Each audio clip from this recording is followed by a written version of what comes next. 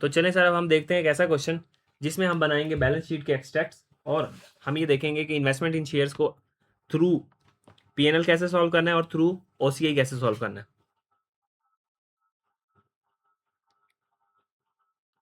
तो सर हमारे पास क्वेश्चन है, इन यकम यकम फरवरी 2018 को आपने क्या किया सर, कंपनी एक्स वाई जी में एज्यूम करो कि आपने 1 फेब से ही परचेज कर लिए शेयर्स को, ठीक है। एक्स वाई जी परचेज, कोई एक्स वाई जी उसने परचेज किए 20,000 शेयर्स, 20,000 शेयर्स उसने परचेज किए हैं। ₹10 लिस्टेड इक्विटी, ₹10 लिस्टेड इक्विटी, ये जो 10 रुपीज़ लिखा हुआ है सर, ये क्या है, फेस वैल्यू, क्योंकि आगे उसने बताया हुआ है ₹10 listed equity shares at a price of 40। 10 रुपये वाली फेस वैल्यू जो है ना, जब भी आपको लिख के बता दे कि आपकी इक्विटी यानी 12 रुपीज़ इक्विटी शेयर, ठीक है, 440 या 450, तो इसका मतलब 12 की आपकी फेस वैल्यू, ठीक है, जो शेयर के फेस के ऊपर लिखी होती है वो वैल्यू। और आप उस इस वक्त मार्केट में उसकी रेट इतने ऊपर चले गए हैं, शेयर के बहुत अच्छी कंपनी है, ठीक है, और बहुत प्रॉफिट्स कमाती है, इसलिए वो मार्केट में कितने का ट्रेड हो रहा है, 40 का। तो सर हमने क्या किया, 20,000 शेयर परचेज किए हैं, ऐसे शेयर परचेज किए हैं जिनकी फेस वैल्यू कितनी है सर, 10, और हमने उनको मार्केट से कितने का परचेज किया सर, 40 का, तो हमारे लिए 40 रेलिवेंट है। अच्छा, उसके बाद कह रहे हैं transaction cost were 2000, transaction cost आपकी through 2000 at the year end 31 December 2018, these share were traded at 55। जो 40 रुपये के हमने शेयर खरीदे थे ना, वो उनकी मार्केट वैल्यू या फेयर वैल्यू कितनी होगी सर, 55 पर शेयर। और हमें अ डिविडेंड ऑफ 2 पर शेयर वाज रिसीव्ड ऑन 30 सितंबर, 30 सितंबर को हमें डिविडेंड भी मिला है 2 पर शेयर के हिसाब से। तो वो ये क्या कह रहा है, हमसे क्या पूछ रहा है, show how the financial instruments, ये शो हाउ फाइनेंशियल स्टेटमेंट्स, कि आपके जो फाइनेंशियल इंस्ट्रूमेंट है वो फाइनेंशियल स्टेटमेंट के अंदर कैसे शो होंगे, कैसे रिप्रेजेंट होंगे। यानी आपने एक्सट्रैक्ट्स बनाने हैं सर, पूरी बैलेंस शीट नहीं बनानी। एक्सट्रैक्ट का मतलब ये होता है कि आपने पूरी बैलेंस शीट नहीं बनानी, बस इस ट्रांजैक्शन से रिलेटेड जो भी आपके पास बैलेंस शीट के एक्सट्रैक्ट्स बनते हैं ना, वो बना देना, यानी वो हिस्सा बैलेंस शीट का बना दो जो इस ट्रांजैक्शन से रिलेटेड है, इसको कहते हैं extracts relating to X Y Z on 31 December 2018, ठीक है। अब सबसे पहला मॉडल आपने यूज़ करना है FETPL मॉडल और दूसरा FETOCA मॉडल। तो सर अगर हम इस सवाल को सॉल्व करें, सबसे पहले FETPL मॉडल से, तो सर उन्होंने सिर्फ बैलेंस शीट के एक्सट्रैक्ट मांगे हैं, तो मैं इस सवाल को पूरा सॉल्व कर दूंगा ताकि एक कंप्रीहेंसिव वीडियो बन जाए आपके लिए। और इससे ज़्यादा फिर वो इन्वेस्टमेंट इन शेयर्स में आपसे नहीं पूछ सकता, या तो वो आपसे इंट्रीज करवा लेगा या आपसे बैलेंस शीट के एक्सट्रैक्ट बना लेगा, ठीक है। ये सवाल आपका फाइनल अकाउंट के सवाल में मिक्स होकर एज एन एडजस्टमेंट आ सकता है, और फाइनल अकाउंट में आपने बैलेंस शीट और पीएनएल बनाना होता है, तो उसमें आपको समझ आ जाएगी कि सर आप इससे बैलेंस शीट और पीएनएल कैसे बनाएंगे। तो सिंपली हम क्या करेंगे सर, सबसे पहले निकाल लेंगे परचेज प्राइस। तो सर हमारी परचेज प्राइस क्या होगी, तो सर आप एक ही बार मैं यहाँ निकाल लेता हूँ कि सर मैंने 20,000 शेयर परचेज़ किए हैं और एक शेयर मैंने कितने का परचेज़ किया, 40 का। तो सर ये कितने बनेंगे,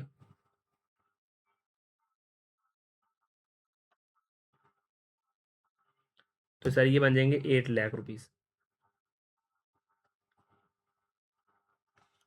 उसके बाद सर वो कह रहे हैं ट्रांजैक्शन कॉस्ट वाज 2000। तो हम किस मॉडल के थ्रू सॉल्व कर रहे हैं, FETPL। तो ट्रांजैक्शन कॉस्ट को क्या हम इन्वेस्टमेंट इन शेयर का पार्ट बनाएंगे, नहीं सर, इसको फ़ौरन ही एक्सपेंस आउट करेंगे हम। तो सर सिर्फ हम यहाँ ट्रांजैक्शन कॉस्ट लिख लेते हैं, लेकिन इसको हम इसका पार्ट नहीं बनाने लगे, ठीक है।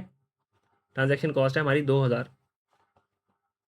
और तो सर कोई चीज़ नहीं ली हमने, क्योंकि हमें कोई प्रीमियम नहीं दिया हुआ, कोई डिस्काउंट नहीं दिया हुआ, तो सर हमारी जो परचेज प्राइस आएगी ना, वो यही है, 8 लाख। तो हम अपने पास एंट्री क्या करेंगे ऑन यकम फैब को, तो सर हम अपने पास एंट्री करेंगे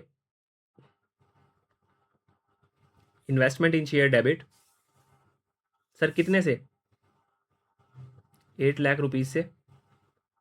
और सर कैश क्रेडिट कितने से सर, 8 लाख रुपीज़ से। और सर इसी दिन एक और एंट्री होगी कि ट्रांजैक्शन कॉस्ट एक्सपेंस डेबिट आप कर दोगे 2000 से, और आप कैश क्रेडिट कर दोगे 2000 से।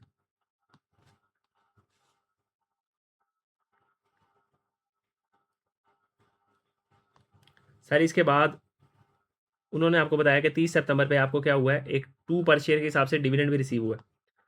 तो सर यहाँ पे 30 सितंबर की भी हम एंट्री कर लेते हैं। 30 सितंबर को ये 2018 आपने साथ एज्यूम कर लेना है, ठीक है, क्योंकि एक ही साल के लिए बना रहे हैं तो मैं साल नहीं लिख रहा। तो आप यहाँ करोगे कैश डेबिट और डिविडेंड इनकम। डिविडेंड इनकम चाहे आपका FETPL मॉडल हो चाहे FETOCA मॉडल हो, कहाँ पे जाएगी सर, पीएनएल के अंदर। तो डिविडेंड इनकम कितनी बनेगी सर, आपको कितनी मिली है, 2 रुपये पर शेयर के हिसाब से मिली है। और आपके पास शेयर कितने सर, 20,000 शेयर, 2 इंटू 20,000, सर ये कितनी बन जाएगी, 40,000।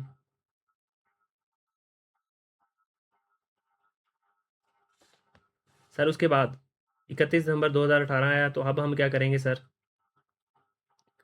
कैरिंग अमाउंट ऑफ शेयर्स निकाल लेंगे कि हमारे शेयर्स की कैरिंग अमाउंट क्या है। ठीक है, तो सर हमारे शेयर्स की कैरिंग अमाउंट कितनी आ रही है, मतलब एक बार डेबिट हुए थे 8 लाख से, उसके बाद इन्वेस्टमेंट में कोई चेंज नहीं आया, तो कैरिंग अमाउंट कितनी आ रही है सर, 8 लाख की। अब फेयर वैल्यू ऑफ शेयर्स निकाल लेते हैं सर। तो sir fair value of shares कैसे निकलेगी कि हमारे पास टोटल नंबर ऑफ शेयर कितने हैं, 20,000। और सर इस वक्त जाके देखेंगे मार्केट में कितनी वैल्यू चल रही है शेयर की। वो कह रहा था कि 31 दिसंबर 2018 पे मार्केट में आपके शेयर ट्रेड हो रहे हैं 55 पे, यानी वो शेयर जो आपने परचेज किए हैं किसी और कंपनी के। तो सर इसकी मार्केट वैल्यू कितनी होगी, 20,000 इंटू 55। सर ये आ जाएगा 11,00,000,000।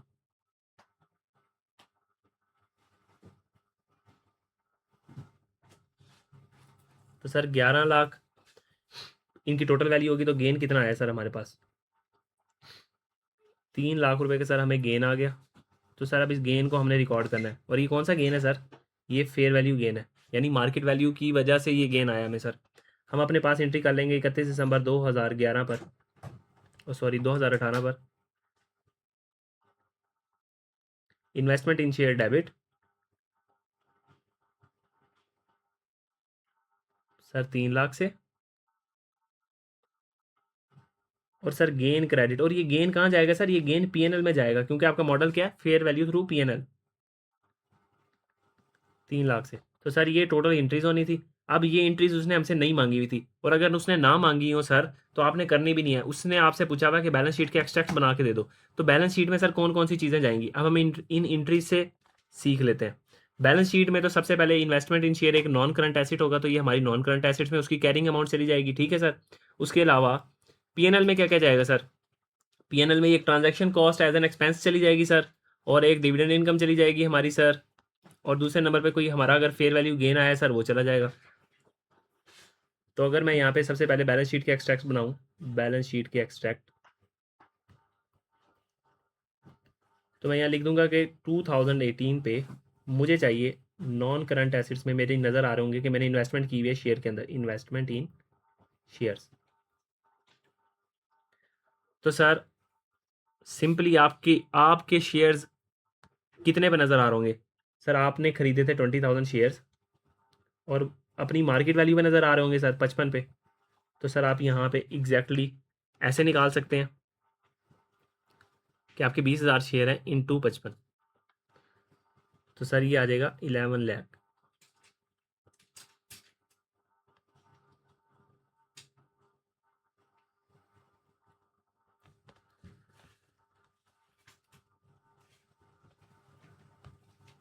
ठीक है सर, वरना आप एंट्री से भी देख सकते थे सर कि इन्वेस्टमेंट इन शेयर डेबिट हुई 8 लाख से, ठीक है, उसके बाद दोबारा डेबिट हुई 3 लाख से, 8 लाख और 3 लाख, सर आपकी कैरिंग अमाउंट कितनी आ जाएगी, 11 लाख। और ये भी आपकी फेयर वैल्यू ऑफ शेयर्स लिखा हुआ आ रहा है कि 31 दिसंबर पे आपने उसको रिकॉर्ड कर दिया 11 लाख पे। तो किसी भी तरीके से आपको समझ आती है उस तरीके से आपने बस समझ लेना।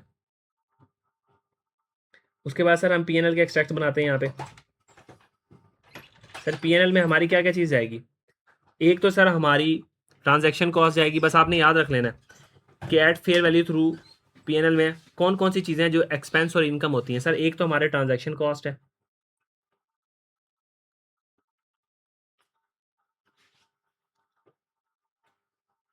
तो सर ऊपर 2018 लिखा हुआ है, तो हम यहाँ लिख देंगे कि 2018 में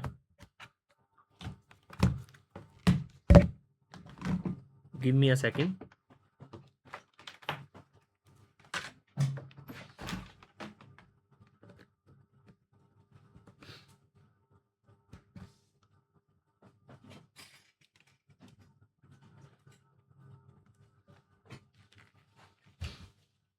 तो सर हम यहाँ लिख देंगे कि हमारी ट्रांजैक्शन कॉस्ट कितनी थी सर, 2000।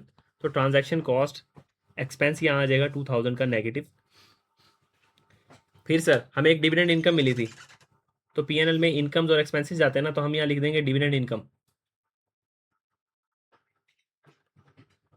तो सर डिविडेंड इनकम कितनी है हमारी, अभी हमने इनकम रिकॉर्ड की थी 40,000 की डिविडेंड इनकम सर, पॉजिटिव दिखा देंगे हम। ठीक है, उसके साथ सर फेयर वैल्यू गेन भी हमने कमाया 3 लाख का। तो सर ये फेयर वैल्यू गेन, ये भी तो पीएनएल में गया है ना, तो फेयर वैल्यू गेन कितना आ गया सर, 3 लाख का फेयर वैल्यू गेन। तो सर अब अगर आपसे वो बैलेंस शीट बनवा ले या पीएनएल बनवा ले तो आप बना सकते हैं। ठीक है, तो ये सर ऑल इन ऑल था इस क्वेश्चन के लिए। और अब हम अगर इसी क्वेश्चन को सॉल्व करें at fair value through OCI,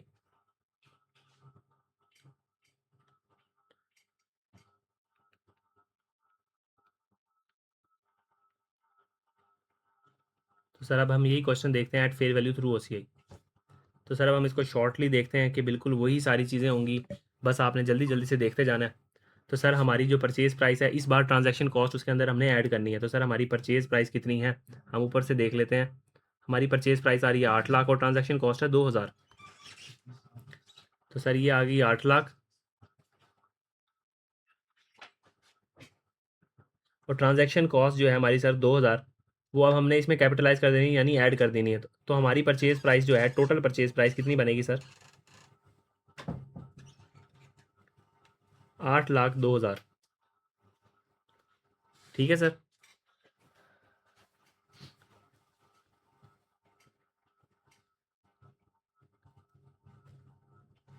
तो सर अब अपने पास एंट्री क्या करोगे आप, ये कम फैब पे इन्वेस्टमेंट इन शेयर डेबिट सर, लेकिन इस बार कितने से, 8,02,000 से।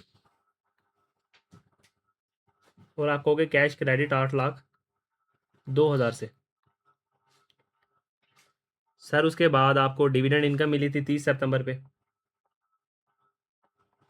तो आप क्या करोगे, कैश डेबिट और डिविडेंड इनकम क्रेडिट। और डिविडेंड इनकम कहाँ जाएगी सर, पीएनएल में, चाहे fair value through OCI model हो चाहे fair value through PNL model हो। और सर डिविडेंड इनकम कितनी थी, हम जल्दी से जाके देख लेते हैं।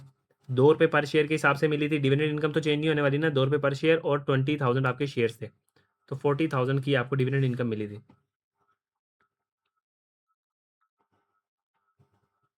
यहाँ लिख भी लेना है कि 2 रुपये पर शेयर के हिसाब से 20,000 शेयर थे हमारे। ठीक है, उसके बाद सर 30 जून आया, सॉरी 31 दिसंबर आया, आपका ईयर एंड 31 दिसंबर है। लेकिन 31 दिसंबर पे जाने से पहले आपने क्या निकालनी है, carrying amount of investment. Investment की कैरिंग अमाउंट क्या है, तो सर इन्वेस्टमेंट की कैरिंग अमाउंट आपके पास कितनी आ रही है, आप देखिए इन्वेस्टमेंट इन शेयर डेबिट हुआ एक बार 8,02,000 से, उसके बाद उसके अंदर कोई छेड़छाड़ नहीं हुई, तो इन्वेस्टमेंट की कैरिंग अमाउंट आ रही है 8,02,000। ठीक है, अब हमने निकाल लेनी है फेयर वैल्यू यानी मार्केट वैल्यू ऑफ इन्वेस्टमेंट। तो फेयर वैल्यू या मार्केट वैल्यू ऑफ इन्वेस्टमेंट कितनी है सर, इस वक्त मार्केट में 55 रुपये का एक शेयर ट्रेड हो रहा है। तो सर 55 का एक शेयर ट्रेड हो रहा है और हमारे पास टोटल 20,000 शेयर्स हैं, तो सर कितनी वैल्यू बन जाएगी, 11 लाख। तो सर इस बार जो गेन आएगा वो कितना आएगा,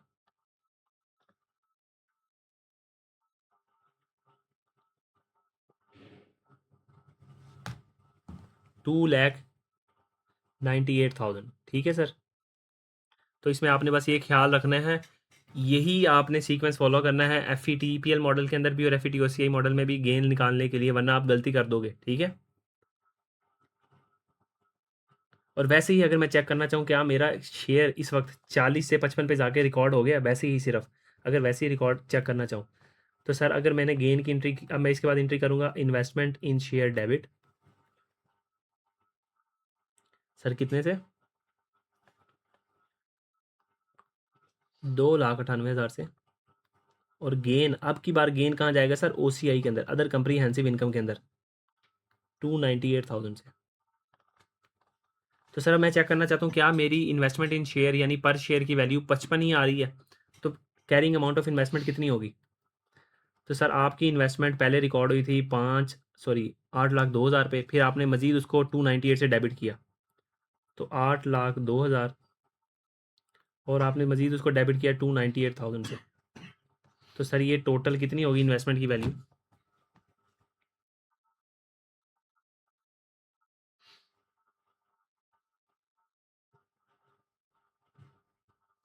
सर ये होगी 11 लाख।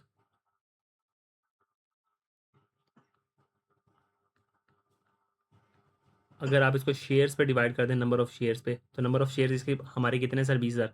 ये टोटल वैल्यू ऑफ शेयर, ये टोटल नंबर ऑफ शेयर, तो पर शेयर की वैल्यू आपके पास आ जाएगी।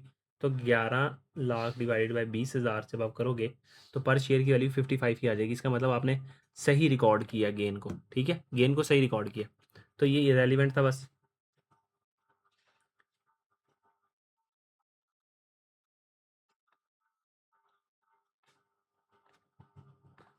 तो सर जो गेन आया आपने सिंपली उसकी एंट्री कर देनी है, इन्वेस्टमेंट इन शेयर डेबिट अपने पास 298,000 से,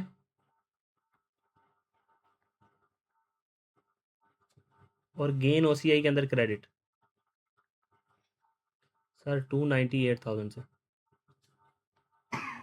अब आपने बैलेंस शीट और पीएनएल के एक्सट्रैक्ट्स बनाने हैं।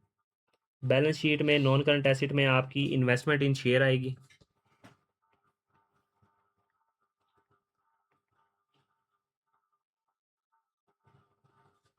सर 2018 में।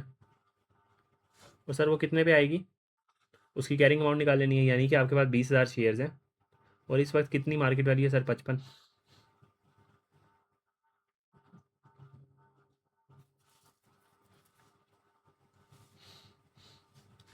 लेकिन लेकिन लेकिन एक चीज़ याद रखना कि इसके अंदर आपने ट्रांजैक्शन कॉस्ट को भी कैपिटलाइज करना है, ठीक है? तो आप सिंपली ये काम करने की बजाय ना, आप जाके कैरिंग अमाउंट ऐसे देख लो कि सर मैंने इन्वेस्टमेंट इन शेयर को डेबिट किया था 8,02,000 से एक बार, ठीक है, फिर इन्वेस्टमेंट इन शेयर फिर डेबिट हुआ कितने से?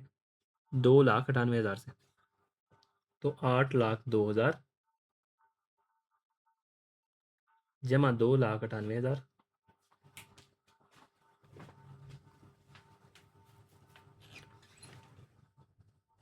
तो सर ये कितना बन गया?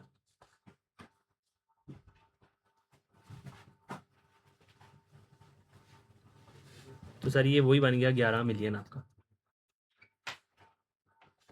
ठीक है। आपने कैरिंग अमाउंट इस तरीके से निकाल लेनी है, ठीक है, कि आपने इनिशियली कैसे रिकॉर्ड किया था और मजीद इन्वेस्टमेंट कितने से डेबिट हुई है।